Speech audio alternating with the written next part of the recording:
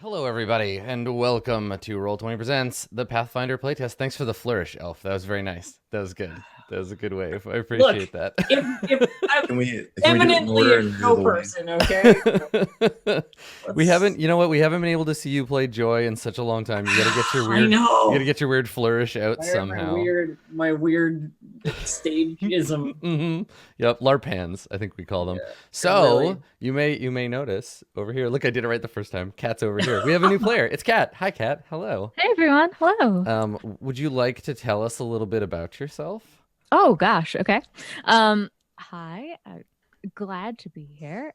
Thanks everyone. I'm Kat Cool. I'm a game designer and podcaster.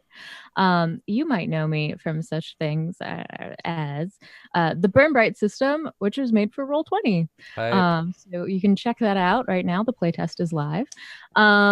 Otherwise, I do a bunch of podcasts. You might know me from stuff on the One Shot Network, from Never Told Me the Pods, from River Do's and River Don'ts. And then I have an upcoming show, which I'm very excited about. It starts up on the 22nd, called Autonomic, which is a children's actual play that is a non-Western fantasy that's Indo-Ecuadorian. I'm very passionate about it. That sounds so cool. So yeah, please check it out.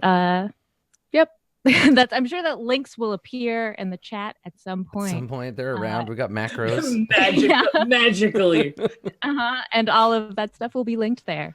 That's so That's cool. That last thing sounds amazing. So is this an Thank actual you. play with like for reals kids? It's not, because that is a legally tricky thing to do. I was about to say, how do you navigate? Because every goddamn time I upload a video to YouTube, YouTube's like, "Are there kids in this?" And I'm like, Right. "No, it's me. You know my Yeah. face, YouTube. Come on." So this is a bunch of adult actors and improvisers, Chicago improvisers, playing 12-year-olds and gearing the whole thing towards, like a Y7 audience. That's so cool. There's a heavy focus on like children's education within that group. That's where our influences are, like, Avatar, The Last Airbender, etc. Have you read any of the Tensoriate books? I haven't, but I will look them up. Jai Yang, they're a like a China, Southeast Asia inspired fantasy. They're like, there's 3 novellas, and they're so good. Like, Cool. if anything is just like screaming for an RPG, like as soon as I started reading them, I'm like, this should be a role playing game. Cool. And then I was like, no, Adam, you already have enough crap to design. Don't do Right. it. Well, hello. We're glad to have you.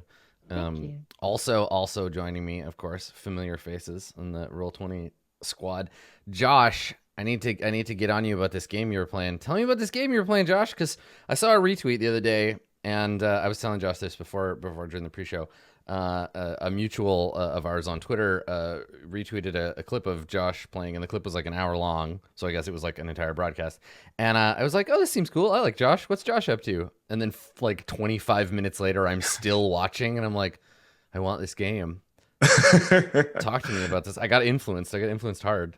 Yeah, everybody, like, so when I play this game, people are like, you would make a perfect infomercial for this game. So coincidentally, I have the board right in front of me, so I'm gonna hype it just ever so slightly. So Harmonix has this game called Drop Mix, and it is essentially a music mixing DJ game. So you have like an actual physical board here, which I just always keep in front of my keyboard for reasons. And you have actual cards like NFC. No, now I gotta go find them. Yep. Hold on. It's like the arm thing from Yu-Gi-Oh, and you like put the cards Right. into it, and like People have always said, they're like, why don't you just like mount it to your arm? And you're like, I'm gonna put my music in attack position. You've activated my trap mix. I have to use that. But like, so you have these NFC music cards, and when you place them on the board, they play loops of particular different pieces of music. And so the cool thing about it is that like, it's a bunch of different types of music, ranging from like more electronica stuff to like rap to whatever. But each of the cards plays a different segment from that song. So you've got vocals, lead instrumentals, so rhythm, cool. bass lines. And you can change the BPM, you can change the tempo. So like, unlike when you're playing like Guitar Hero or whatever, and you're like pressing the buttons and hearing the music, you're actually making music it by felt, like blending. it felt to me watching you play it. It felt to me a lot more like watching a DJ or a producer like put something together. Like I've watched Drummer Boy do some like production streams, like make actual music, and it felt way more like that than it felt like watching someone play Guitar Hero. Because at the very beginning of the stream, you were like, "Yeah, I feel like we're gonna keep it positive today, so I'm gonna keep the BPM over this level." And I was just like, the fact that you're like thinking about that and that's part of the game, it's so cool. Yeah, it's got like, so I'm a freestyle drop mixer. So there are like multiple gameplay modes on the app. One of them actually is like a competitive 1v1 or 2v2 card game, but I just use the freestyle mode where I just like use the cards to generate music. And I've been doing these mixes for at least a couple of months now. And now I do feel like I have a sense of like what the energy is that comes from these cards. And the cool thing is that they also design the art to give you an idea too. Oh, so yeah. like you can like yesterday's mix, which folks can find over on my personal channel, on the Wallstormer channel. Like I was using 32 brand new cards, had never heard any of them in my life, but I could, based on like the images that came from them and knowing some of the artists, be like, okay, I think I know what's going to happen here. They give you little context clues, like in the upper corner here where there's like 3 bars. I know that that's going to be kind of a high energy thing. So like they give you enough context clues that like, even if you haven't been playing it for a while, you can just like walk up to a board and put cards on and you feel like you're making good, enjoyable music. So it's a lot of fun. And it's got a lot of depth to it too. Yeah, it seems super cool and really, really accessible. And it reminded me of how does anybody here like did anybody play DJ Hero? I think it was called when it came out. And it was like they've tried to do something like this before, but it was pretty much just like a Guitar Hero but with a circle instead of a stick. But this seems very cool. Yeah. DJ Hero actually was like the first time that, and sorry, I'm going to call you out in chat, Dave. Like I promise it doesn't matter how musical you are. Like I take this to parties and people will just like put cards on the board and they're like, oh, I get it. Like it is made to be that kind of accessible. You almost can't. There are articles where people write and they're like, people say you can't make a bad drop mix. You can make a bad drop mix, but the odds are really low. But yeah, it's got this just ability to make music creation really accessible and really enjoyable for a bunch of folks. So that's so cool. Yeah. It was just I brought it up and I wanted to hear you talk about it a little bit because for me it was a nice moment because I feel like a lot of the time I'm just so jaded about games. I'm like, oh look, another game that's the same as every other dumb game I've ever played. Cool. Twitch is full of great, exciting content. But then this, I was like, what the hell is going on here? We got these cameras, there's music playing. Where's this music come from? Explain this to me, Josh. So I was just using this space. I was taking the privilege as game master and making Josh tell me about this. Thank you, Josh. So yeah, that's the kind of cool stuff Josh gets up to. Dave and Elf, we hung out yesterday morning, so it's been like 24 hours. Have you done anything cool since then? You don't think I can do exciting things in 24 hours? I think you can. Have you? How's Edmonton? It's a separate question. It's very cold. Very fucking cold. It's snowy outside. The snowflakes are like these big, fat, like perfect snowflakes that like land on your clothes and are still in that like crystal movie snowflake look, and it's really annoying. Have you ever, and it's not fair for me to call her out because she's not here, but I'm gonna do it anyway. Have you ever seen Blue Jay around snow before? I've heard Blue Jay around snow, and it frustrates me to no end because she loves it so much, and I hate it. So Blue Jay is someone that's on our D&D show and has been on lots of the role-playing shows. She grew up in California and has no idea of what it's like being around snow, and so every time she is now, because she lives in the Pacific Northwest, she's just like. And it helps me understand that sometimes the things that we are exposed to all the time can lose their magic, like living in Edmonton. And it's what I will say is that I've had a very weird like stream week in terms of like more gift subs than I have ever seen. I saw that you had a fortuitous day the other day. Well, I've had 3 fortuitous days in a row. That's so exciting. Basically, which has culminated in this like I have more than double the total number that I usually have of subscribers. That's so cool. And I don't know what to do about that. Like, It's very weird, but it's super cool, and I'm into it, and people are very generous. Buy yourself a jaunty hat. I don't know, get some new LARP gear just to be excited. Fishy Snaggletooth hat. Yeah, that's right. Yeah, that's what we need. That is really cool, and it's nice to see that happening. I did see a clip. It was shared in my Discord that was like, "Look, Elf had a nice day today," and I was like, "Damn right." Yeah, Well, that's cool. Okay, well, you already knew then, so. I mean, it's nice to talk about it. It's cool because that's the thing that happens sometimes when you're a broadcaster. Like we talk a lot about these periods where we're like, yeah, I went to a con and I came home and everybody forgot about me and I had to spend 6 months getting back to where I was before I left for a weekend. Yeah. But the inverse occasionally happens where it's like, cool, I didn't actually get to stream today because it was just subscriber notifications all day long. So it's There's a tiny rainbow kobold taking up one of the new emotes. I was gonna say, as someone who's been a long time subscriber to your channel, I am excited about all the new kinds of kobolds I'm gonna get. Yeah, pretty good. Well, that's nice. I mean, it's one of those things where it's like, yes, I haven't seen you since yesterday, but we haven't had a chance to talk about that. So thank you. That's really cool. Congratulations. Have you returned to normal from TwitchCon, or how are your ambassadorial duties? I hung out with you a bunch at TwitchCon, but I didn't get to like. Here is what I had that? to do. Is this the place to tell you what that was like? Because the answer is that it was nothing. Right. It seemed to me like it was like less about less than nothing. Right. Basically. Well, I mean, I think a lot of it is same as if I had just gone as a regular partner. That's it. Yeah, except I think the thing was that it was it felt to me like their jam. So for folks who don't know, we had TwitchCon recently, where Josh and I got to say hi for like 5 seconds at a very crowded party, kind of in passing. Yep, I think we waved at you at a crosswalk one day, and then another day, we stood around each other in a very cramped space. Yeah, TwitchCon. But Elf, you were part of the ambassador program along with some other folks people might know, like Bronze was on that as well. And yeah, it seemed to me from the outside that a lot of it was like, here are the kinds of people, the diverse and interesting kinds of people that will be at TwitchCon. And then when you were there, like, you were obviously doing the usual stuff that you do.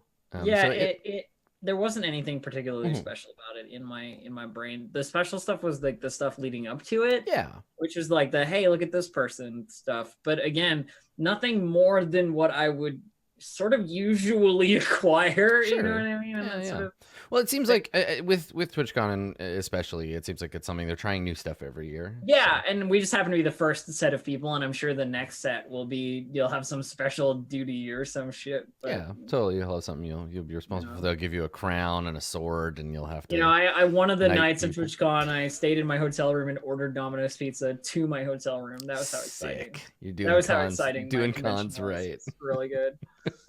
Also, you guys have better pizza than we do for some reason. American Domino's better. I don't know. Weird. Our A&W is better though than theirs, so we get that. Dave, do they have those where you're from? How's jolly old England today, Dave? I don't know. I only get American news. We don't have any news. We've cut ourselves off from the rest of the world. Can only get it in newspaper print, and I haven't been down to the Aucturn on the corner. I was about to say, is there a man in a tabard on the corner shouting "Hear ye," and ringing a bell? Does your life feel more peaceful? No, the shouting guy at the end of the news. Yeah, right. This just in: terrible things happening somewhere else. Yeah, yeah. We'll get to us soon. We're trying really hard to pretend that we're not about to lose all foreign trade deals. So. It'll be fine. You'll be okay. You can always move to Canada. We have the same queen. It's okay. Sure. Dave, you were talking a little bit before the stream about you've kind of taken a little bit of a look back at doing some design work. You were working on a class before. I was, yeah. Mm-hmm. It's interesting. The way that the second edition Pathfinder makes a lot of more complicated things that you'd have to work really hard on balance for 5e so much easier in this system, because you've got expanded sort of range of options from the more in-depth action economy of this game. For example, trying to do a pet class in 5e, the one attempt that Wizards had at it so far didn't go super well. And there's a reason for that, because it's really hard to do. Yeah. In this, I was like, man, if I was designing that for this game, but this game's not out yet, so I probably shouldn't do that yet. Right. Well, with a little bit of luck, hopefully there'll be some kind of like fan creation platform for things like that. But I thought that was an interesting insight, the idea that the game is more complex, and as a result, there are frameworks for doing more complex things, which makes design easier in some cases. Yeah, and I guess thinking about it now, the inspiration came from a Pathfinder first class, which evolved into something else, which was going to be for 5e, and then it would go further. I think a lot of people have struggles with this when they're trying to convert their favorite Pathfinder or D&D class to Dungeon World, because Dungeon World will so often be like, I don't know, what does it feel like? Like I don't care what the mechanics are, just like figure out how this thing feels and then make it into a move and pick some results. And that can be really challenging when you're building something that comes from a place in your brain or another game that is mechanically complex. So it's cool seeing you kind of like observe those differences. Yeah, I'm still in love with this system at the moment. Mm-hmm. Yeah. I still like I think you're right. The action economy is sort of the killer thing. I'm really interested to see it at higher levels. Yes, which we will we'll have the opportunity for today. So let's talk about that. So today the plan is we're getting ready for the next adventure, in Pale Mountain's Shadow. So I did some prep for that. I've still got to do one more prep stream to finish it up, but I think I definitely have enough for whatever our first episode will be. But before we can do that, in Pale Mountain's Shadow is not a direct continuation of the Lost Star. The Lost Star was kind of the how does Pathfinder work at level 1 adventure. This adventure is how does Pathfinder work at level 4. So we're going to be making some 4th level characters, which is to say we're going to make 1st level characters and then level them up. And we're going to be using, at least as of today, the 1.6 version of the playtest rules. That's right, Dave, right? 1.6? Yeah, as far as I know. Okay, cool. I think I checked this morning, but I mean, right. 1.7, I'm not prepared for it. Yeah, right. If 1.7 came out during the time we were BSing before the stream, too bad. We'll have to adapt for it next time. Cool. Okay. So I've assigned everybody character sheets in Roll20. But let's talk about like character build and kind of what everybody wants. So the suggestions, and sometimes these suggestions are fairly simple and straightforward, and sometimes they're like you have to play these types of characters. The suggestions made in the adventure in Pale Mountain's Shadow is that the characters will be hired to cross a dangerous tract of terrain. So some of them could use suitable abilities. So characters suited to exploring the wilderness, like a ranger or a druid, might be a good choice. But strive to create a balanced party regardless. We did in the pre-show before we got started, we looked ahead a little bit. The next adventure requires 2 clerics. So these are important things to check. Both capable of channeling positive energy, right? Yeah, like 2 clerics that can channel positive energy, and all 4 characters should have some kind of healing ability. So we'll see. They just, in the last thing, removed a bunch of uses of channeling positive energy, so maybe we should just do 4 clerics and be on the safe side. Yeah. Well, I'll check in on that eventually. 4 clerics of like fucking Serenray or something. Right. Well, and that's what's so cool about this particular playtest, and one of the things that drew me to it is they're not afraid to just be like, do this. Like, we need to test this thing. Don't do anything other than this thing. So so for this one we've got some freedom. We have some room to create some characters that are different. Players should choose, unlike the first adventure, this one you can choose backgrounds listed from any in the book. Any from the rule book. The first adventure, just for context, specifically said you have to have some that tie you to the adventure. And then I'm supposed to tell you that if you are stumped for what languages to pick, Orin, Noel, and Ancient Osiriani might open up additional role-playing or investigatory opportunities. Yeah. but you don't need them. But there's probably going to be gnolls, but you don't need to speak gnoll. Yeah, But let's if you just want- ignore that. It's probably gonna be Knowles, but who cares? There'll probably be gnolls, but who cares? Exactly. And then when we get to the gear section, which I will make homework for you, when we get to the gear section, you'll get a bunch of like magic items because these are Pathfinder characters. So you get 1 3rd-level item, 2 2nd-level items, a 1st-level item, and 300 silver. But because the characters are like buds already, you can kind of split up that that money however you want. You can pool your money. So if you have a fighter that needs plate armor or whatever. It's builds time. First level, we didn't get to do it, but Pathfinder builds. That's the good shit. Yeah. So what does everyone want to play? Who wants to be what? Let's talk about that. I Let's start there. am certainly leaning into the ranger category. I don't know if anybody else is feeling it, and I'll happily step aside if they are. But I'm like, Go for it. I'm thinking like ranger. That's what I'm thinking. Okay. Cool. Sweet.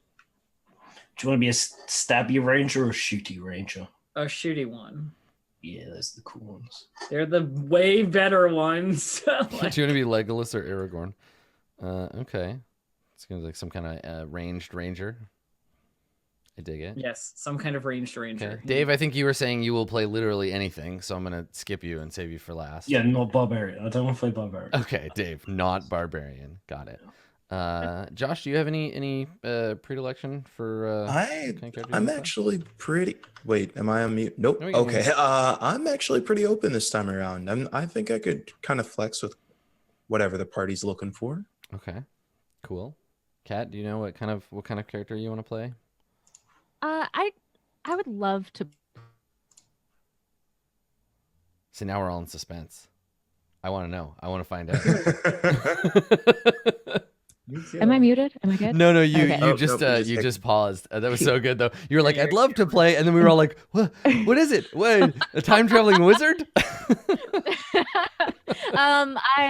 It's been a while since I've played anything remotely close to 3.5, so I would love to play any variety of spellcaster. I don't really care what sort we okay. need, but give me them spells. Nice. Okay. So cool. All right. That sounds good. Okay, cool. So we have like a long range shooty and some magic. Some kind of fighty character would be good. And then like a assorted other character. And then whatever Dave is. Oh, yeah.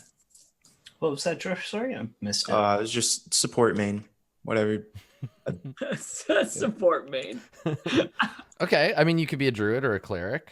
Yeah. Those are some options. I'm kind of, if that's how that goes, I think because it's an option in this and it looks interesting, I could do a strength thug rogue, which is like totally legit. Oh yeah. Strength rogue. Okay. Like a half orc rogue who just punches people in the face. Great. Yeah, because since they've added the what are they called, like delineations or whatever, you can kind of spec at first level, and some of the rogue stuff God, what are they? It's like finesse striker, thug, and something else I don't remember.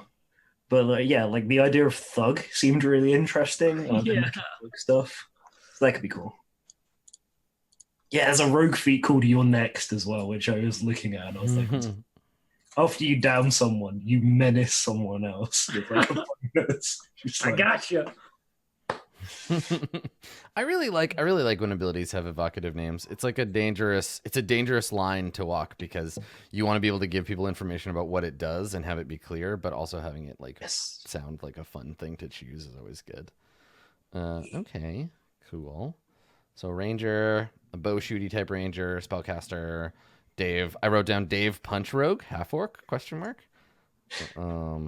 Yeah, thank you. Okay. My ranger is gonna be a dwarf, by the way. Nice. Oh yes, you're gonna be the dwarf ranger from the original like WoW thing with like a bear. Well, I mean, except for the beard, probably. Yeah. Okay. Cool. Dwarf ranger. I like it. Yeah. Okay. So, Josh, what do you think? Cleric, druid? Cleric. I like the heals. Okay, cool. All right.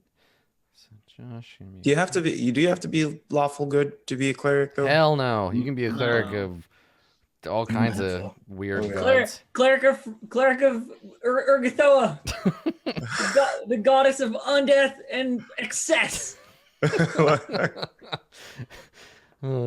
Elf just She's wants the best. Elf just wants everybody to be as much of an edge queen as she is. That's not my fault. Everybody put on these black cloaks. Come you on. all need to step up your edge queen game. That's what it is. How many katanas do you guys have? Yeah, Okay. dude, it's not enough. It's not however many. It's not enough. Yeah. X amount of katanas, where X is an infinite number. Okay, great. All right, cool. So that means you got I think it sounds like you've got everybody's got their class kind of figured out. Kat, do you want to be a sorcerer or a wizard? Yeah. So, what I think I'd like to be. Okay, how is this? I know, every time it's terrifying. It's like, not just the best part. Oh no! It's okay. That's so. It's good. Okay, I'm gonna The internet upgrade is my making internet. this very suspenseful for us. Yeah. The I secret wanna is be- yeah, I want to be a Castrovel elf who is like on their master's program here studying traps and dungeoneering. nice. Okay. So I want to be a space elf here who's doing that. And I feel like if you're someone whose job is to make dungeons in space, you're probably a wizard and not. I think you're probably right. Yeah, I'm gonna be a space wizard. Fantastic. Thanks. Okay. Sweet. Excellent. Cool. All right, good. I like it. Josh, do you know what you want your ancestry to be? Because that's kind of the next thing. Okay, so last time I played a human, You're a human paladin, yep. Yeah, I was a human paladin. I was like, let's be as vanilla as possible. This time. You're like, now I'm gonna be a human cleric. I'm gonna be my Right. my other character's cousin. And I found that actually works for me very well, and so I will remain a human. So let's. I think I want to try a gnome this time. Yeah. Ooh. Okay, cool. Nice. Cool. Gnome cleric. I like it. Nice. Cool. All right, that sounds good. Cool. Okay, so that means you've got your ancestry and your class figured out.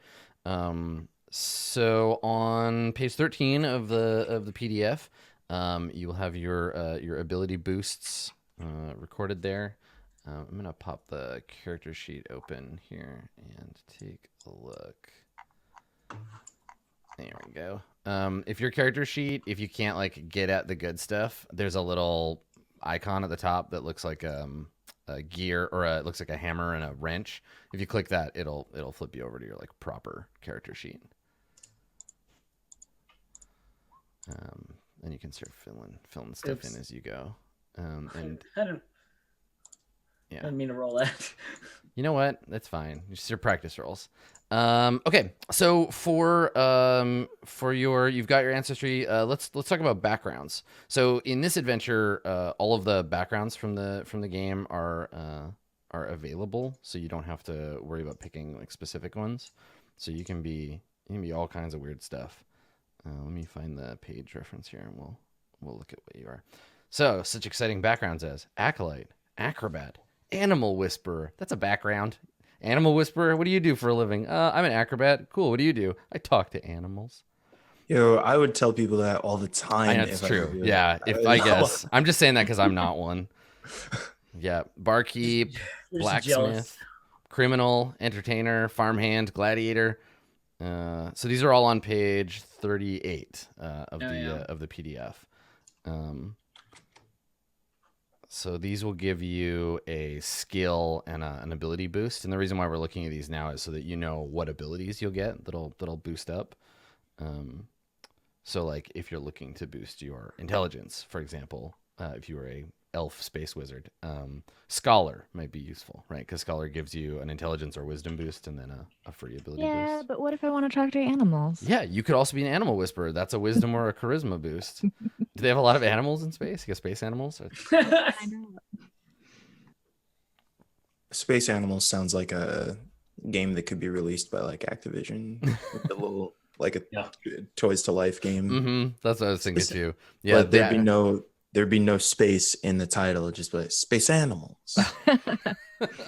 Wow, good. That's good. So if this, Sorry, I'm just doing people's jobs for I was them. about to say, so if you need a new job, Activision marketing department, I got a guy for you. Yup. Sign me up. Give me money. You're all over the place with this, Adam. You're going so fast. In the wrong order, but I mean, like, whatever you do. Well, I'm just letting everybody take a Sounds look at like these it. things, and then we'll go back and we'll do them all. Because the correct order mechanically, according to the book, is you determine your character's concept. But when you're determining your concept, you're supposed to think about your ancestry, background, class, and details. So we're still in phase 1.1 here. Okay. I'm thinking maybe I'll take the barkeep background because I'm a dwarf. Okay. Sure. Drinking. Dwarf like beer. Dwarf. Me dwarf beer. Yeah. Perfect. It says and drinking and drinking and drinking in the barkeep thing. Mhm. So I'm like, this sounds good. Technically, a barkeep is someone who likes enabling other people to drink. But that's not what it says. No, that's true. It does say that you are also you do indeed ignore Biggie's advice. You're not a barkeep. You're I a did, yeah, keep exactly. bar in business. It's like a keep bar. It's like the same. Right, got it. Right, like my brother's keeper. I am the bar's keeper. Yeah. Okay, I feel You know that this dwarf is gonna sound like the Hearthstone innkeeper, right? You know that. Good. I'll just. Well, I was about to say I'll just introduce. the He's character. going to talk like this all the time. God damn. Well, Just so you're aware of where we're going. Well, the show's Okay. canceled. Thanks for coming. Sorry, Kat. I didn't mean to drag you out here. Have a nice day, everybody. Goodbye. Elf, I'm going to be a frequent patron of your bar because I'm a criminal thug. Nice. Ooh. Cool. All right. Good. So we got a criminal, a barkeep. Girl. I like it. Any of these jumping out to you? Dave, I have a Josh? question. Yeah. So for wizard in this has much changed from old Pathfinder to new Pathfinder? What's the skinny? That's a great question, Dave. Not hugely. They're still the most preparation focused caster, in as much as others get a bit more flexibility with, like, I've got these spells prepared and I can use which slots. I think wizard still does prep for each slot, so you have to prepare a spell multiple times. I think they've recently added a little bit more flexibility in it. Like in a 10-minute short rest, you can swap up a few, but not many. So yeah, they're the prep ones. They don't get much versatility, but that means they get a lot of known spells, and I think they have the most cantrips available to them as well. Mm-hmm. Okay. I Cool. think. Thanks. Yeah.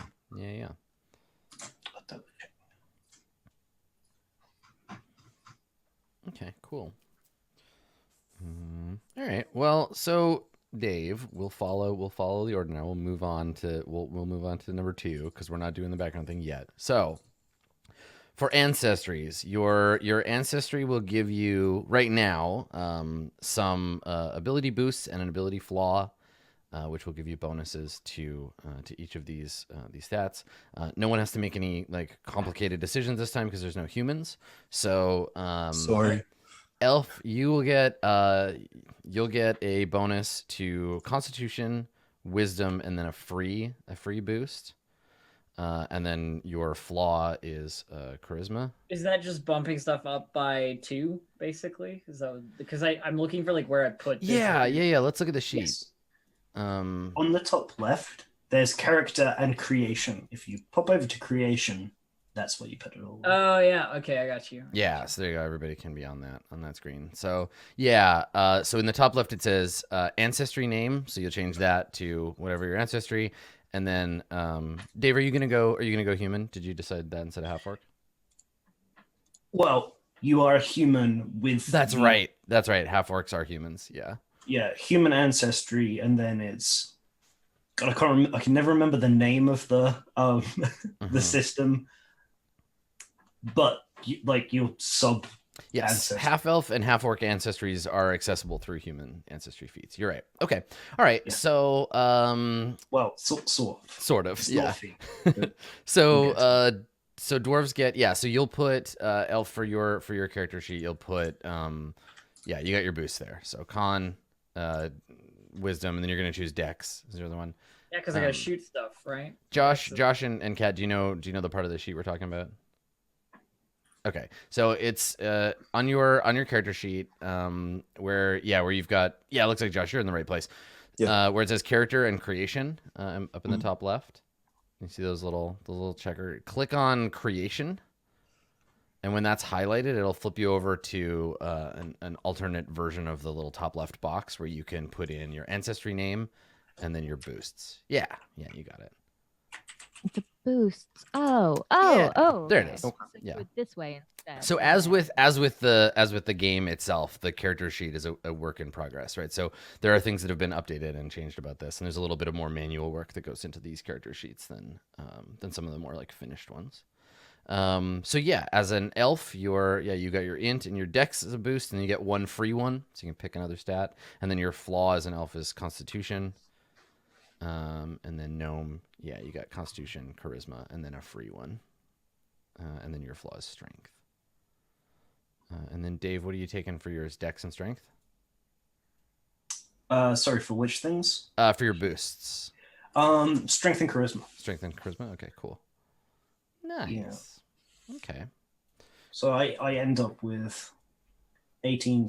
Well, I'm again a bit ahead of myself. Yeah, because with the thug delineation, you can just totally ignore dex. Right.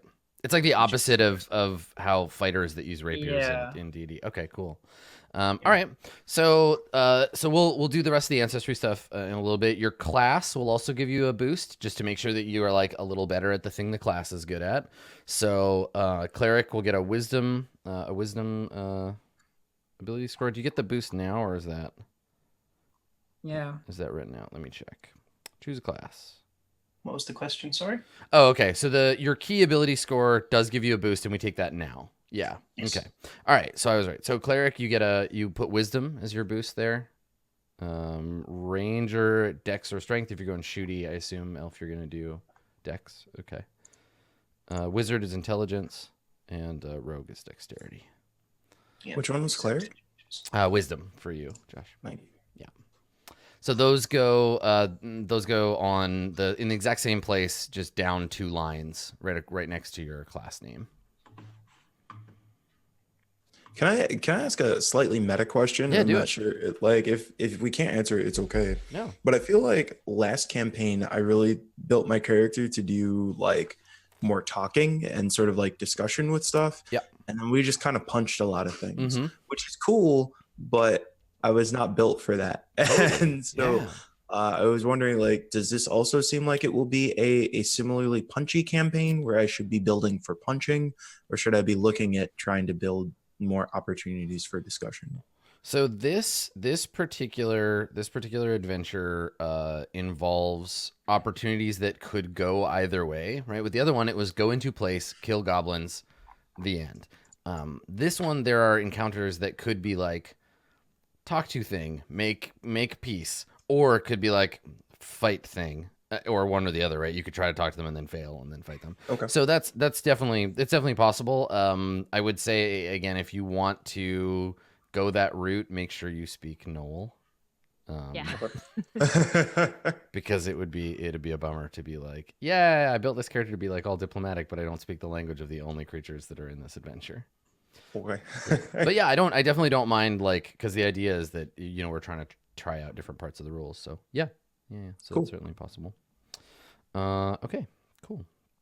So, so you get your boost from your class. You've chosen your ancestry. And then I guess we do your total, your hit points, size, speed, languages, and your first level like benefit from your ancestry. There's level 1 boosts, right? For stat boosts here. Yes. Yeah. Okay. So for your ancestry, you get your hit points. So this is all on page 22 forward for anybody following along. So for example, Elf the dwarf has you start with your 10 hit points. You're a medium-sized creature. Your speed is 20 feet. We already did your ability boosts. You're going to get common and dwarf as your languages, and then you'll get more if your intelligence is higher. And we do all this, Dave, just because you've read the rule set too. We're doing all that. We do all this before we do the stat assignment, right? It's weird because there's some jumping around. Yeah. Yeah, you certainly can. The confusing thing about how it's done now is it doesn't have the heritage section, so like I don't know when the best time to do that is. Yeah, that's the thing is like it says like in the rule book we don't do ability scores until like step 5 or 6. I think it's probably fine. Once you pick the thing, it will say what the boosts are, and yeah, because right. it auto-calculates, or it should auto-calculate anyway. Yeah, because we're meant to be choosing ancestry, background, class, then finalize the ability score, and then apply all that stuff. So, you know what? Maybe we just do ability scores now, and then you can go back and change them if you need to. Because I feel like that stuff is like the core of what makes up the characters. So let's talk about the instructions for that, and then we'll just do the thing. So because we have all of our boosts picked out. So Hold on, wait, Plunder Fist? That's Dave's character's name. So good. I'm bringing back an original Pathfinder character. Yeah. So the ability scores in this function more or less the same as every other game that is based on the game this is based on, right? Like the strength, dex, constitution, intelligence, wisdom, and charisma. But the way that we set them up is a little bit different. So on the character sheet, all of your stats, and you can see it kind of happening. All your stats start at 10. I've got Kat's character sheet up so we can see. So it all started at 10, and then we applied the ancestry ability boosts and flaws. So you could see there's a boost to Kat's character's intelligence, dexterity, and wisdom. So that's why 12, and then there's a boost here, and then a flaw of constitution, which brings it down to 8. And then the background and class will also change these. So I guess let's figure out backgrounds for everybody to make sure we have all that stuff set, and then you'll have your stats, right? Because your background will adjust it, and your class will adjust it, and then I'll tell you about giving out your boosts for your you get free ones to spend however you want. So, Elf, what does being a barkeep boost for you? It boosts either my con or charisma and a free one. Okay, cool. So you chose. I took a con boost and a dex boost. Nice. Okay, cool. And then Dave, as a criminal, your boosts are Dex or int, and then free. Okay, cool. So you took int and strength. Yes. Excellent. Okay. So Josh, which background did you wanna take? I was thinking about where'd you go? Oh no, we go. Oh, gotta be faster. Gotta catch him. Let's see. I was thinking about maybe an animal whisperer. Actually, Sure. Yep. Sweet. Unless Kat, were you going to be an animal whisperer? No, I'm gonna be a scholar. Oh, okay. All right. You're like, nah, I was just talking shit earlier. Okay. Okay, that's cool. All right. Animal Whisperer would give you wisdom or charisma. So as a cleric, Animal Whisperer's like a pretty good. That's a pretty good background. I'm into it. Gnomish Animal Whisperer. And Okay. Let's see. Yeah, I'll probably just do one each. Yeah, wisdom or charisma. So you could take wisdom and then the free ability boost is charisma. Okay, yeah, chuck those in there. Perfect. Cool. All right. Before we forget as well, Yes. because I've totally forgotten it. as part of your background, you do get a feat as well. Okay.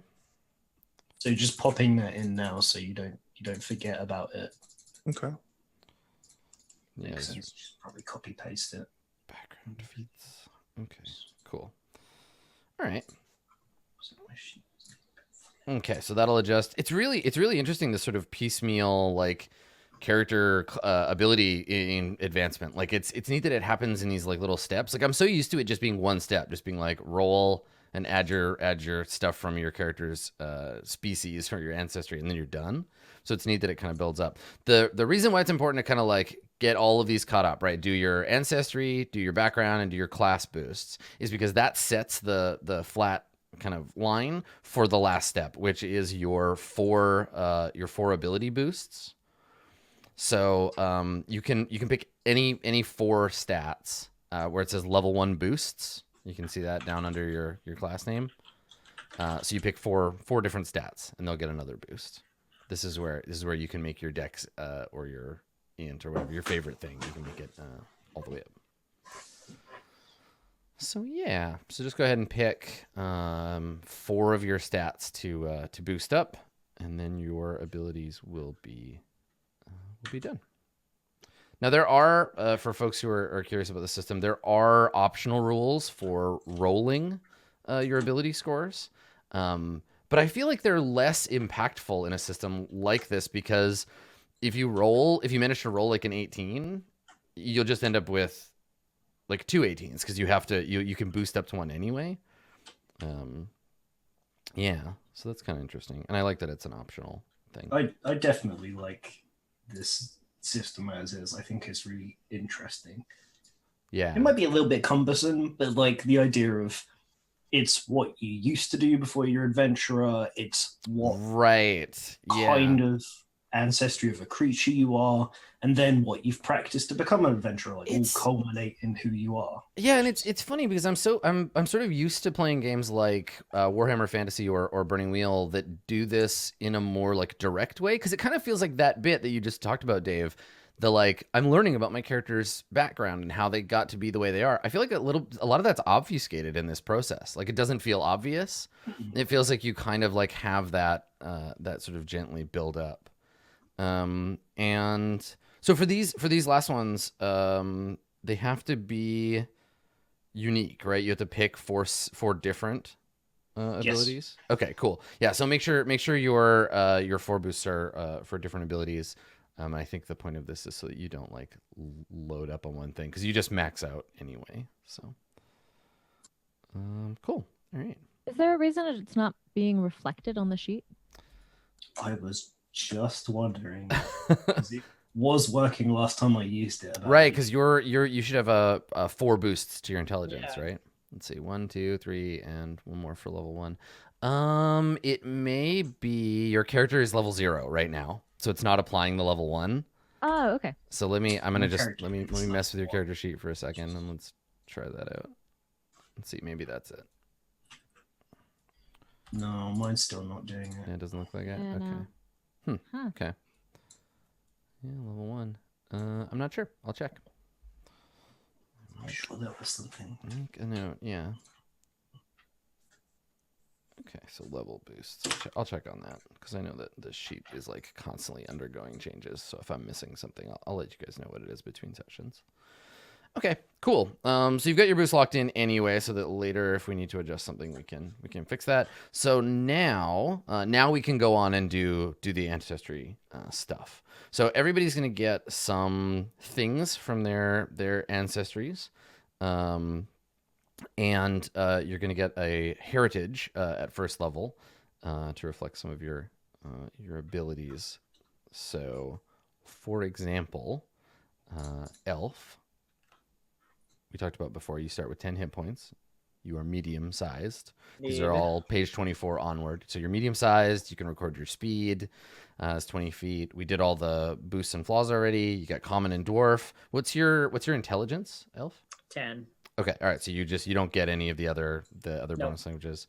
Your traits are you are a dwarf and a humanoid, and then at first level, you get How does it work now, Dave? You get an ancestry feat at first level Yes. from the list. Okay. Yeah, you want to pick your heritage in case it changes what you have access to, but for everybody except me, that doesn't make a difference. Okay. Perfect. So for you, Elf, you will have what ancestral hatred, I think is the right, and you got to pick what kind of dwarf you are. Yeah, are you a desert dwarf? Oh yeah, That's in the wolves can be Ancient blooded, yeah, desert, ancient blooded strong-hearted. desert dwarf or strong hearted dwarf.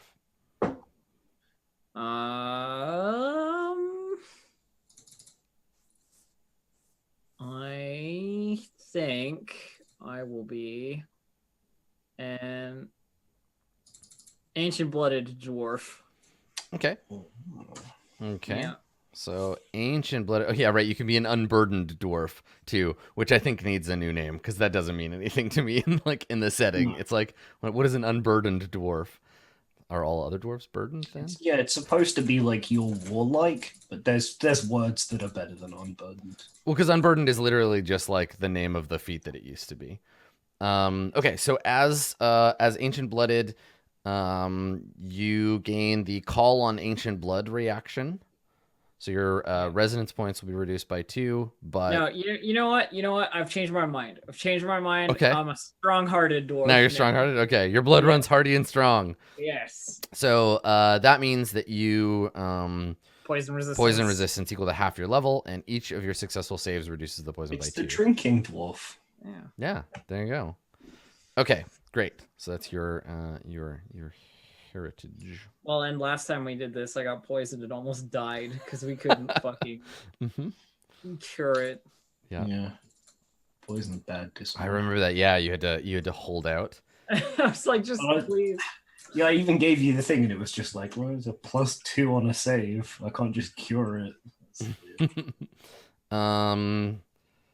Okay, cool. So you choose your heritage, and you get your heritage ability, and you get your feat, right, Dave? Like you get a feat. Okay, cool. So now you can choose Giant Bane, Ancestral Hatred, Mountain Roots, Rock Runner, Stone Cunning, or Weapon Familiarity. I'm headed back up that way. My PDF's jumping all goddamn around the place. Yeah, there are a lot of notes and comments.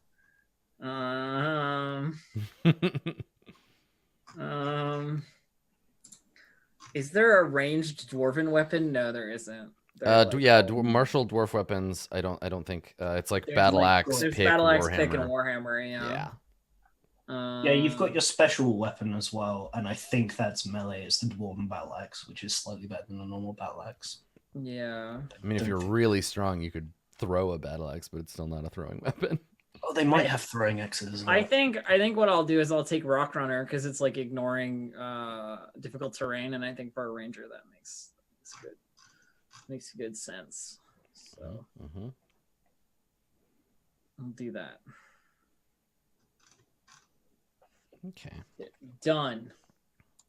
Okay, cool. That one. Good. All right. So you note that down, and you can copy paste what it does, and then that's it for ancestry stuff. Okay, cool. Josh, let's take a look at being a gnome. So, as a gnome, feels more complicated than being a human. It is, yeah. Less choices, but differently organized. So, I think gnomes are faster now than they say in the book. I think they're 25 feet as of 1.4. Gnomes just suddenly got 5 feet per round faster. Cool. So you start with 8. You start with 8 hit points. Okay. You are small. Gnomes are small. Let's see. Okay, size small. Hit points. That's on creation, right? Yeah, I think so. Yeah, HP. That'll change too, but you just start with 8. Okay. Okay. Your speed is 25 feet. Okay. I think I said that. Okay, cool. You have Common, Gnomish, and Sylvan as languages that you can speak.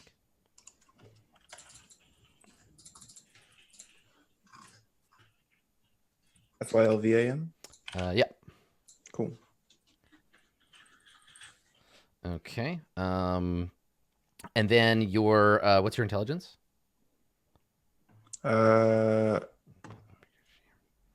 It says 12, but I thought I took a buff. I think there's one. I think there's one that'll be missing from the boosts. Okay. So you got a boost of you got one intelligence boost from your ancestry. There we go. I'll put a level 1 boost there. Perfect, Okay. and then that'll go up again too. Right, because I need another language, right? And it's 14 for another language. Yeah, it's 14. So now you can speak Draconic, Dwarven, Elven, Goblin, Jotun, or Orcish. But if you want to be able to speak Knoll, I think, because like Dave, what else do you need to do? Do you know off the top of your head how else to get languages? Like their feats and stuff, right? I think so. Yeah, I've not had anybody take. For the sake of the adventure, if you would just like to take Knoll as your like bonus language, I mean. Oh, okay. Is there like a god I can have an alignment to or something that would give me? Probably. I don't. Yeah, I'm not sure. Maybe. Okay. But if we get to the end of the process and your character doesn't speak a language you want, I'm totally okay with you changing it. Okay, sweet. It would be really funny if the game was like the adventure is like can tell your players that it would be cool if they learned Orin or Knoll, and then the rules are like they can't though, so too bad. Yeah. Fuck. Yeah. We suggest that you take this ability, which is not in the game. Sorry. Turns out. Yeah, and what's the difference between Orin and Knoll? Orin is the air elemental language, and Knoll is the hyena people language. Yeah, if I don't want to push you into it, but I also have the int for an extra language, so I was thinking it makes sense for me as kind of a thug to know Knoll, where somebody else who had an option, and if we wanted to cover the spectrum of like useful languages, knowing Orin makes less sense for me because I'm not. It's not me. I'm there to traverse difficult terrain, and that's it. I mean, that's a good ability to have. Yeah. No, I'm down. Okay. Cool. All right. Yeah. So you can take Orin as your language. I think the Orin is also the name of the like MacGuffin in the Neverending Story. Hold on. I'm gonna do my. I think it is. I think that's the name of that thing. Anyway, okay. So you were a gnome and a humanoid. You have low light vision, which I think is under perception. There's somewhere to write it down. So you have low light vision, and your gnome heritages. Your options are. Let's see here. You can be a You can be a bleachling. So the bleaching is a thing that happens to gnomes. I know it sounds terrible, right? Where they, I guess when they're born, they're like really colorful and full of life. And then as they go through their life, they like lose their color and their joie de vivre, and eventually just kind of become like sad and weird. However, you can be a bleachling. So you have reacted to the bleaching.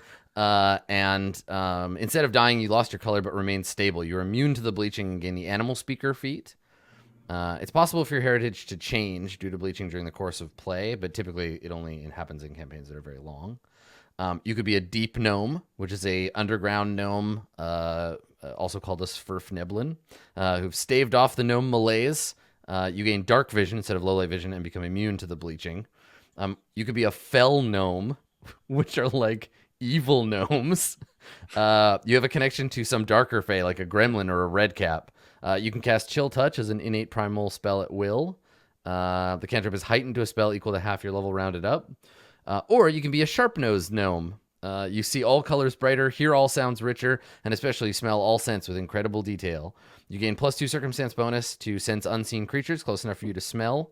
And double the distance. It's 30 feet, but half upwind, double downwind. For more information about senses, see, etc., etc. So, what kind of a gnome are you? I kind of like the sharp-nosed gnome. Yeah, totally.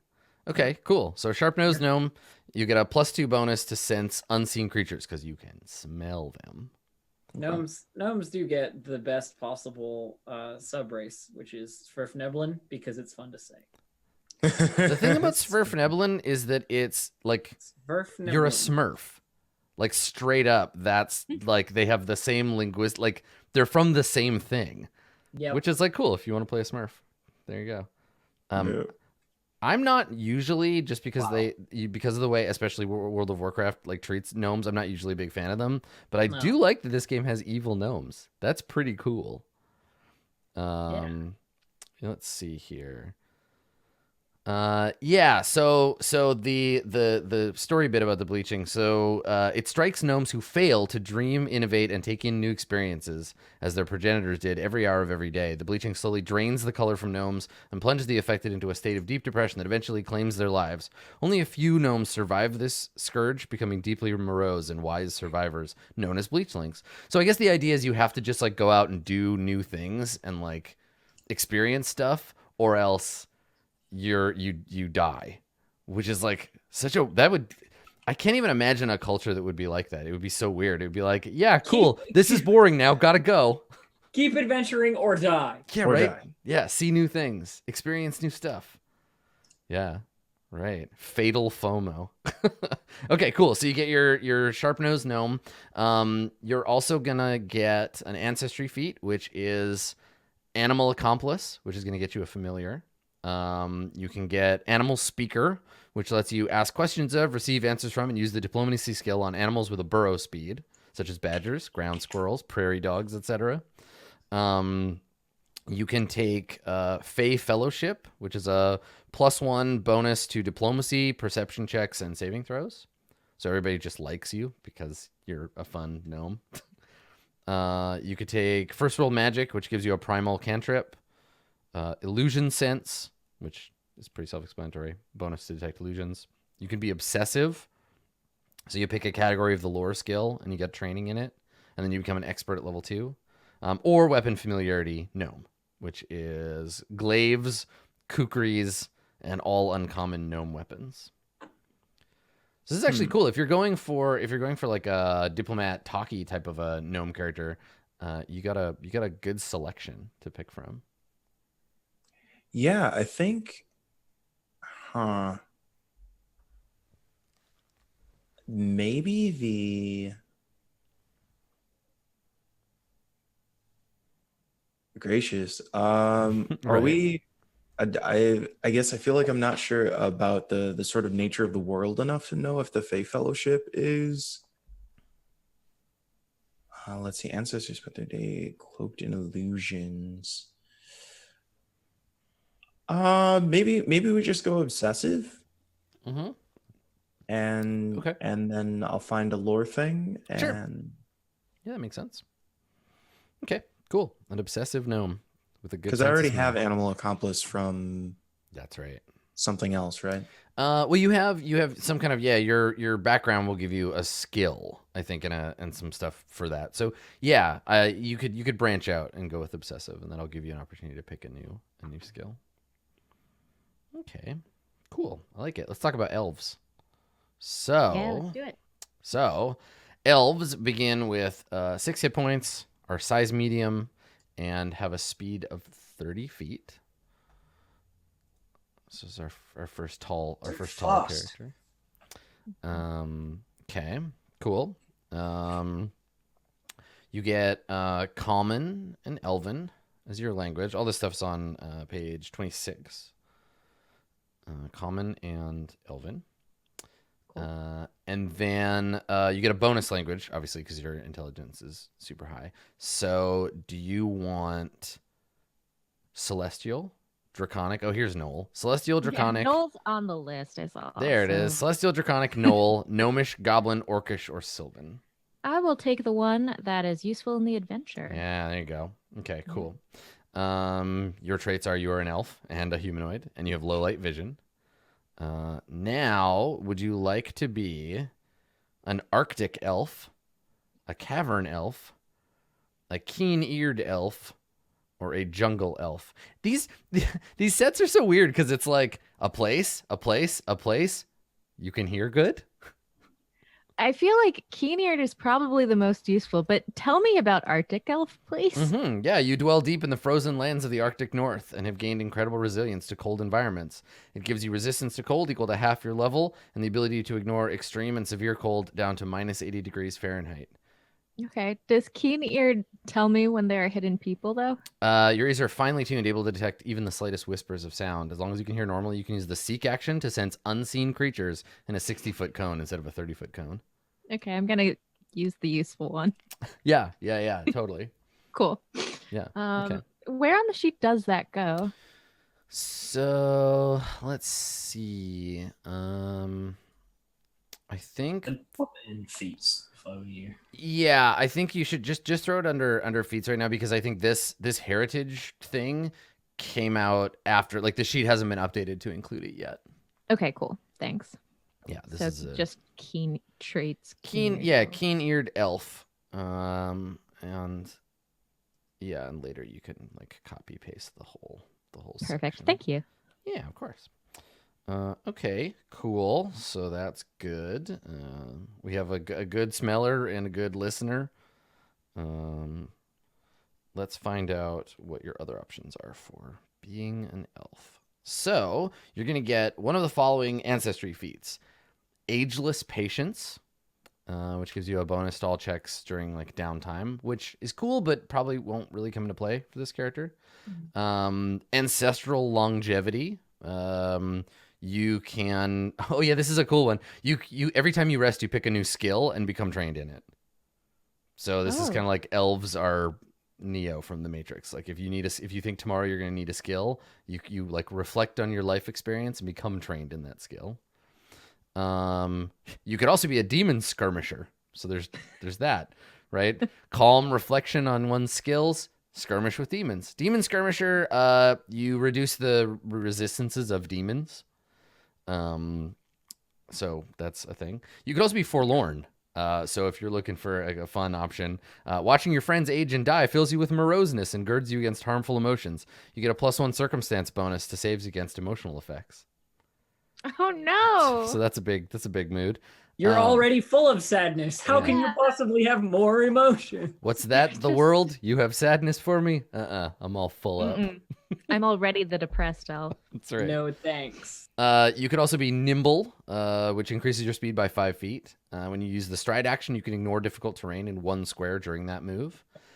Or you can have otherworldly magic. Choose a cantrip from the arcane spell list.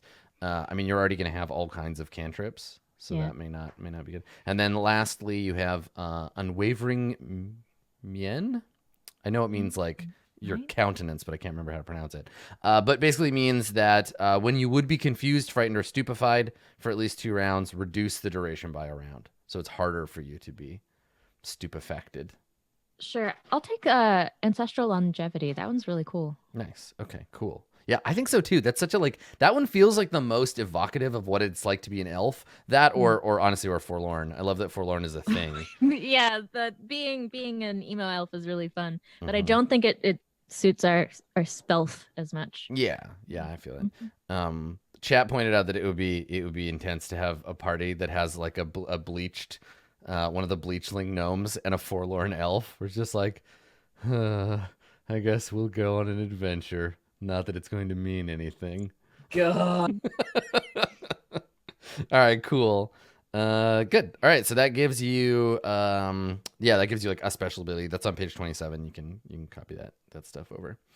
Thanks. Great. Dave, I assume you're already done with all your business. What language did you choose?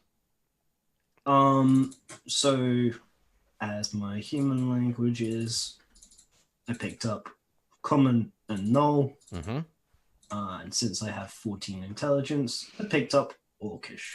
Nice. Okay. I'm half of one of those. And what ethnicity did you choose for your character? Yeah, I think my human heritage is Ulfin. Okay. Which can you be a half elf? What other dark elves? Wow. Yeah, which doesn't do anything mechanically, but it's just the It human- does actually. It gives you access to the Scald language, which you Oh, it wouldn't. does. Yeah, you wouldn't have otherwise. I don't. So yeah, it's the Ulfin are coastal raiders, sailors, and bodyguards, often tall with fair to pale skin, blonde, light brown, or red hair. Prideful of their appearance, they groom extensively and dress in furs, horn, and ivory. You're like the guys from the Blades. You're like a Skovlander. Yeah. Yeah, or a Skellige from The Witcher. Okay, cool. And then for your human heritage, are you gonna go with half orc? Yes. Nice. Okay. Which gives me the orc trait, Mm-hmm. and it gives me low light vision. Cool. I like the way that even though they're called half orcs, in a lot of ways in the mechanisms it means you are fully human and fully orc. Like you have the orc like tag or whatever, so magic that only affects orcs affects you. I think that's way better than being like you're like kind of one or the other and no one can decide. It's like no, you get to be both. It's fine.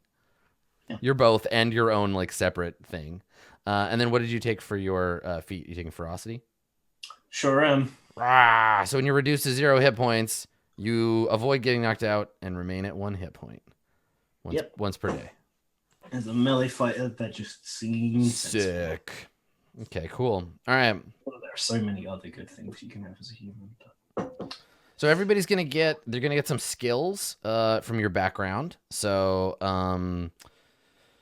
skills and feats. So Josh, you get train animal feat, and you are trained in the animal lore skill.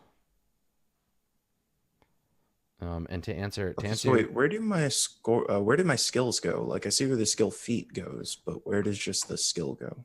So you just set trained for that skill. It's on the left column down near the bottom. Gotcha. Yeah. Yeah, so you get that. And then the barkeep, you get the hobnobber feat. Elf, and you're trained in alcohol lore. Awesome. Yeah. Cool. Criminals gain experienced smuggler. I have no idea what to find the hobnobber feat, however. I've been looking for it for pretty much the last 20 minutes. You're like, what does it do? On page 167. Oh, nice. Okay. You can attempt to gather information twice as many times as usual during a day of downtime, usually 6 to 8 attempts. Yeah, mine is literally never going to come up. Experienced smuggler, but whatever. Yeah. Sorry, you chose criminal. That's how it goes.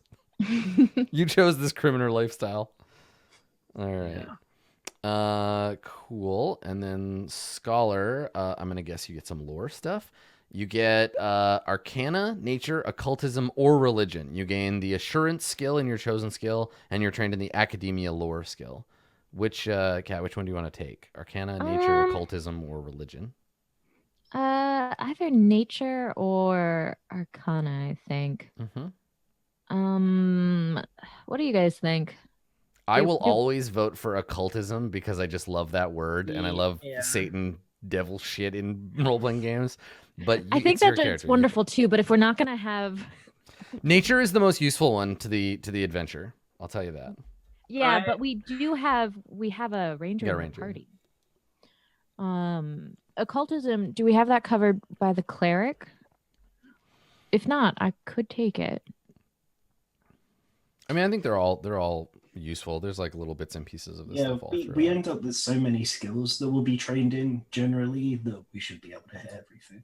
Yeah. Oh, that's fun. Yeah, I'll take Arcana. I'll be a good wizard. Okay. So Arcana, you get the Arcana Assurance, which is like, I guess if your Arcana breaks, you can go in and pay a deductible and get some new Arcanas. But... Yes, Arcana insurance. I'm very unfamiliar with assurance, so how do I? Yeah, what I'm gonna do a look for it right now because I don't know what it does either. You can do the take 10 thing. Oh, okay. Nice. Okay. Yeah. Is there a good way to mark that off, or do I? Is this? It's a feat. So if you just mark it, and then we'll all try to remember that if I say make an Arcana check, you can be like, "Hey, I got a thing in that." Taking a 10. Okay. That's right. Yeah. It improves as you improve the skill. The level of training that you have the skill in as well. Correct. So being trained, you take 10. being an expert, you can take 15. That's Being a right. Instead of master, you tell takes me, you're like 15. instead of rolling, I will just take a 15, and then I'll be like, cool. The difficulty was 12. You did it. What I really like is if you're legendary with the assurance, you're just like, I got a 30 on it. I just know, okay? I just Don't make me roll. Yeah, I like it. Well, and narratively, it creates the sense that your character is like an expert at something, right? That like you can't. There's a minimum level of success that you can get on any given activity. That makes sense. That's unless Elf, you don't want to be super naturey. I just figured you would, considering your. I don't know. Either way, you can follow your heart, and I will choose more ridiculous and useless skills if you have nature. We could do that. All I want to do, my character's heart is just set on being the #1 dungeon crafter in the world. The #1 knower of things and crafter of things. I got it. Arcana. I think Arcana is appropriate for that Yeah. background. Then, if you want to know, because you know how to make magic traps and stuff. You need to know how to make those traps. Yeah, I hear that. Let's do it. Okay, cool. All right, so that's backgrounds. So class stuff. Let's go through and square that stuff away. So Yeah. we will start with let's start with the cleric because that's the first thing in alphabetical order. So cleric, you're gonna get another Josh. You're getting another 8 hit points plus whatever your Constitution modifier is. So let me pop your character sheet open here, Josh. Okay, I think that's 10. Mm-hmm. Yep. Cool. Okay. You are going to get you are trained in perception. Okay. Okay. Your saving throws. You are an expert in fortitude. You are an expert in will, and you are merely trained in reflex. Okay. Okay. Let's see. So you are trained in religion. Okay. What's your intelligence modifier? 2? Yeah. Okay, pick 5 more skills and just train them up. Okay. Or just make a note that you are owed 5 skills. I'm a little surprised I'm not. None of this stuff had me trained in nature already. Yeah, well, I mean, this is the thing is like your animal, like your gnomes and that animal whisperer, they're focused on animals specifically rather than like nature in general. So now you can take nature. You can train in nature if you want. Cool. Mm-hmm. And then you're gonna get 1 more skill based on your deity. So I won't make you pick your 5 skills before we move on. But so you'll get 5 skills and then whatever your deity gives you. You're also trained in light and medium armor, which I think is I don't know where you note that. I think you just write it down. It's not really a skill. Dave, is there a place on the sheet that for marking your armor that you can find? The proficiencies tab at the bottom right. There it is. It doesn't Yeah. look like it's a tab because it's longer. But... Yeah, there you go. Yeah, so that opens up. Thank you. Cool. Okay, there you go. So light armor, medium armor, and shields. Got it. Cool. So here's an update 1.6. This is great. Most of the data we've received on clerics suggests they're doing well, so we're not changing much. Good. That's good. Cool. It looks like they took a minor nerf. Yeah, there's a couple of little places where their spell lists have changed, but you get 1 more cantrip. But your class features are divine spellcasting. Obviously, it's a big thing you can do. You'll be able to heighten spells. Do you know what deity you want? Sorry. I have to look at the deities. Yeah, that's cool. They're on 72. Norgorber. That's a great name for a god. Norgorber is awesome. He's like the stealth god, right? Like greed, murder, poison, and secrets. Yeah, exactly. Yeah. Norgorber, known also as Black Fingers, Father Skin Saw, the Grey Master, or the Reaper of Reputation. You know who's the best? You know who's the best god in Pathfinder? Lamashtu. Lamashtu is the Lamashtu is the goblin. mother, the mother of monsters. Yeah. The the what is it? It's like madness, monsters, nightmares, and ugly things. Yeah. So if you Basically. wanted to, Josh, if you wanted to go with like nature, Gozre, god of nature, the sea, and weather, might be an Yeah. option. Shaylin, beauty. I mean, Let's see. use a trident Mm-hmm. and basically be like Aquaman, but on not land. underwater. Aquanome. Yeah, you Yeah. get survival. Yeah, you get your survival there. Okay. Yeah, I mean you can Sure. you can pick. It'll give you the things that are on that list. Okay. So it'll give you like it'll show you what alignments you should pick, and it'll give you your channel, your Asmodeus. skill, and stuff. Asmodeus. Cool. Okay, and then yeah, just mark down your spells per day and your cleric, your feats and stuff. You gotta pick your god, but I'll let you handle that stuff. Elf. Let's maybe talk about. Before we move on from gods, can I just mention that there is a god in Pathfinder who's just the god of hold my beer? What? Caden Kalian. He That's is a true. mortal that became a god by accident. They were like, I bet you can't do it. And he's like, I done it. It's done. He's like Finder Wyvern Spur. Yeah. Yeah. I love that stuff where they're just like, cool, I want to be a god. Pff, bullshit. And you're like, watch me. Also known as the lucky drunk, drunken hero, or accidental god. That's pretty cool. Yeah, he's great. Nice. Okay, cool. Anyway. I think Josh, besides picking your god, the only other thing you'll need to do is pick your like first level cleric feat. And that's on 74. But I'll check in with everybody else. We'll talk about everybody else's like kind of early stuff is, and then we'll rope back around. So I'll give you a chance to do that stuff. Okay.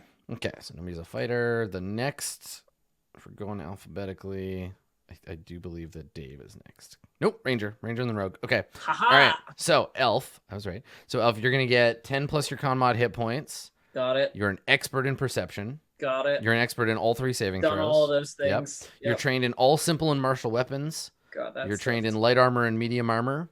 For update 1.6, hunt target, they adjusted a little bit, so it isn't Yeah, I just already based on... looked at the update, and it's like you pick your hunt target, and then stuff happens based on other skills with that. Now it's like a different thing. Yeah. Flurry, precision, stalker, those things. I took crossbow ace. Nice. That's my level 1 feat. Mm-hmm. Okay. Cool. And I don't know what skills I get because they're all crossed out. So yeah. So now for skills, you will get survival. Yay. Yeah, Ranger's got a big boost in this version. So you get survival, and then what's your intelligence modifier? 0. So 5 more skills. Oh, sweet. Okay. I like how you're like 0, anticipating like no skills. You're like, nope, 5. Just pick 5. Yeah, so you get training in 5 skills. I'm on it. Okay, cool. I will leave you to do the rest. And crossbow ace, when you hunt target or use your interact to reload your crossbow, your next strike is against your Gets hunted my target. wisdom. Half your wisdom modifier. Yeah. Nice.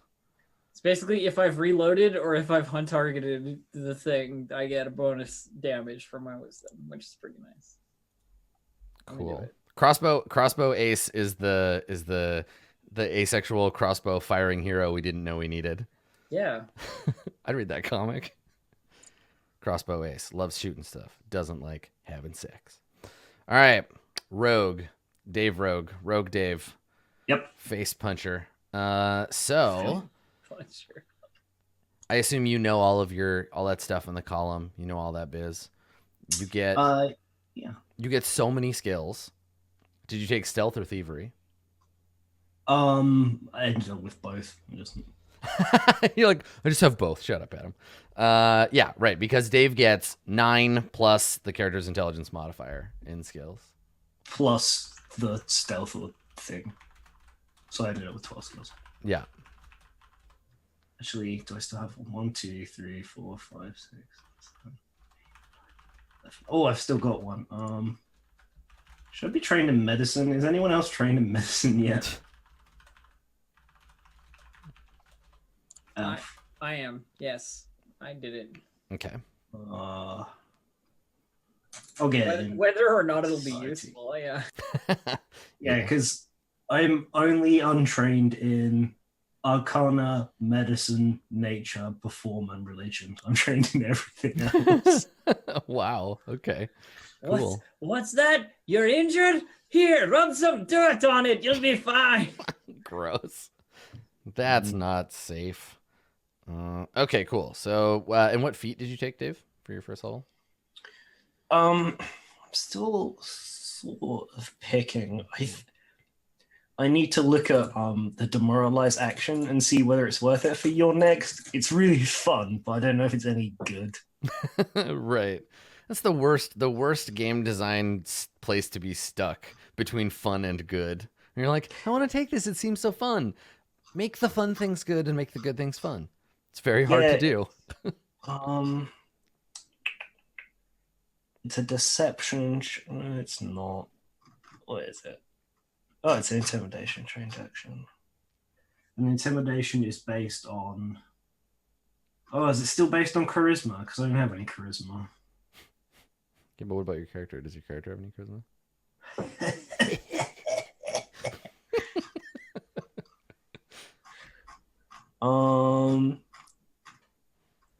Intimidation, demoralize.